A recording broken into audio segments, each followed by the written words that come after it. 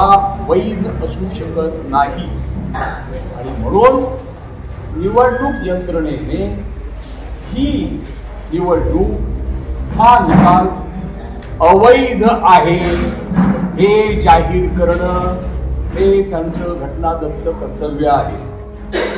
त्यांनी ते केलं.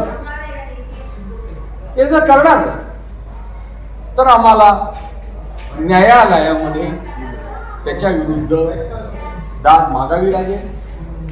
मार्क्सवादी कम्युनिस्ट पक्षाची राज्य समिती या अतिशय गंभीर अशा गुन्ह्याबद्दल आणि तो गुन्हा जो त्याला बळकटी देण्याचं काम जे निवडणूक यंत्रणेनं सरकारी यंत्रणेनं केलेलं आहे त्याच्या विरुद्ध उच्च न्यायालयामध्ये निवडणूक याचिका दाखल करून ही निवडणूक सोलापूरमध्येची रद्द करा अशी याचिका करण्याची मागणी आम्ही करायचा निर्णय आम्ही पूर्वक पार पाडलेली नाही.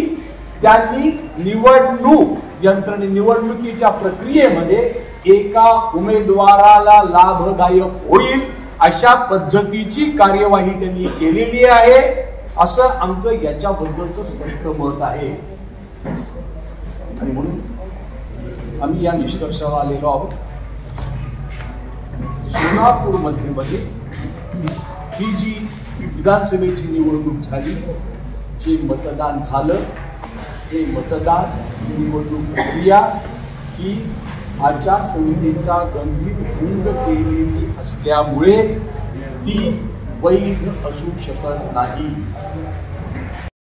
प्रसारमाध्यमांच्या वरती आपलं सोलापूर नावाचा जो काही ग्रुप आहे त्या आपलं सोलापूर या ग्रुपवरती अखेर अडम मास्तरांचा देवेंद्र कोठे यांना पाठिंबा जाहीर या नावाचं आणि त्या प्रकारचा मजकूर असलेलं पत्र हे आमचे उमेदवार कॉम्रेड नरसय्या अडम मास्तर यांच्या नावासकट यांच्या फोटोसकट हे त्या प्रसारमाध्यमामध्ये पत्रकांच्या स्वरूपामध्ये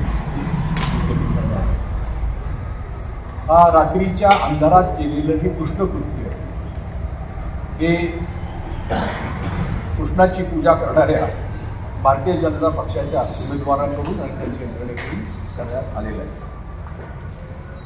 हे 2:37 वाजता लक्षात आल्यानंतर 3:35 अनिल वासनी यांनी आमचे